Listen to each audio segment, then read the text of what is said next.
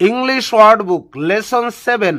আজকে আমরা পড়ব স্পাইস তথা মশলা সংক্রান্ত শব্দাবলী। আসুন শুরু করা যাক।